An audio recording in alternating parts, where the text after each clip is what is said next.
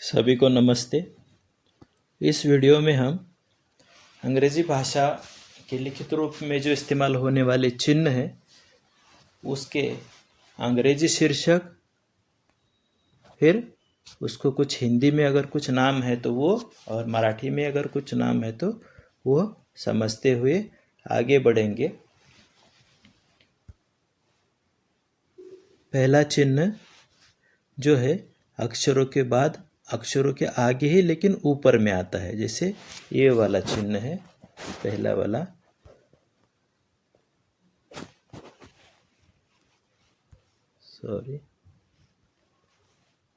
ये चिन्ह अल्पविराम के चिन्ह के समान, लेकिन खड़ी छोटी सी खड़ी रेखा है ऊपर से। ये वाला बीच में जो है वह लाल रंग वाला चिन्ह, उसको अंग्रेजी में कहते हैं अपोस्ट्रोफी। मराठी में उसका कोई निश्चित शीर्षक नहीं है, लेकिन हिंदी में ऊर्ध्व अल्पविराम नाम से इसे जाना जाता है। जिसे अंग्रेजी में अपोस्ट्रोफी कहते हैं, उसे हिंदी में ऊर्ध्व अल्पविराम कहा जाता है।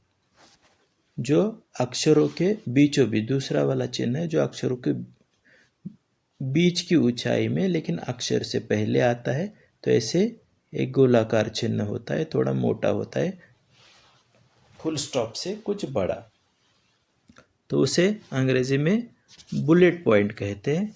उसको हिंदी और मराठी उसके कुछ नाम नहीं है। अगला चिन्ह है ईमेल वगैरह हम करते हैं तो उसमें इस्तेमाल होता है उसे हिंदी में उसको ऐट ही उच्चारित करते हैं, मराठी में भी ऐट कहते हैं, लेकिन उसका अंग्रेजी शीर्षक है ऐट सिंबल, यानी यह ऐट सिंबल इसका सूक्ष्म रूप है ऐट।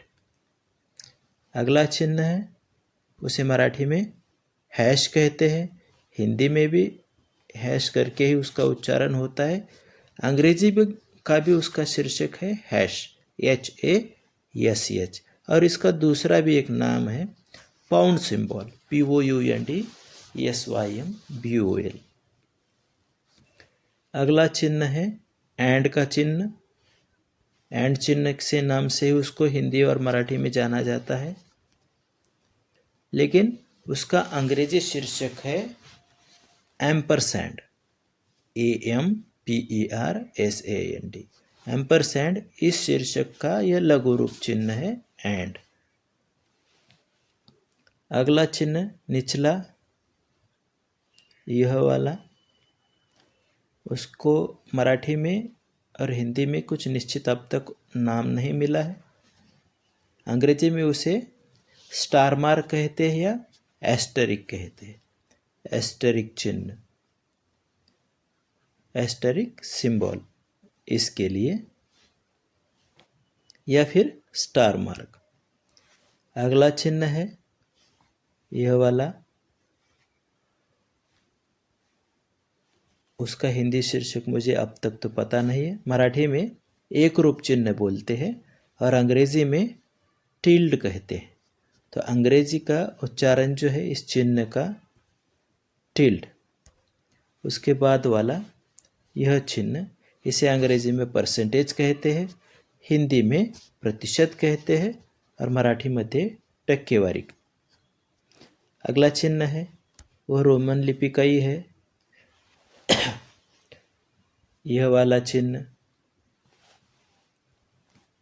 यह चिन्ह, इसे हिंदी और मराठी में वो जैसे है अंग्रेजी में उसी प्रकार उसका इस्तेमाल होता है, जैसे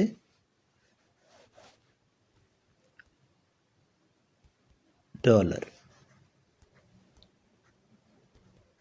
इस प्रकार हिंदी डॉलर, मराठी में भी डॉलर, और उसका मूल अंग्रेजी रूप भी जो है वह डॉलर ही है। तो यह चिन्ह है अंग्रेजी भाषा के, अंग्रेजी भाषा में इस्तेमाल होने वाले। उसके नाम क्या है, कई बार हमें चिन्ह पता होता है, उसका शीर्षक नहीं पता होता है, या फिर कौन सी भाषा में उसको किस रूप से उच्चारित करते यह नहीं पता होता है। तो यह समस्या हल करने की दृष्टि से यह वीडियो मैंने बनाया है। उम्मीद करता हूँ आपको ये पसंद आया होगा।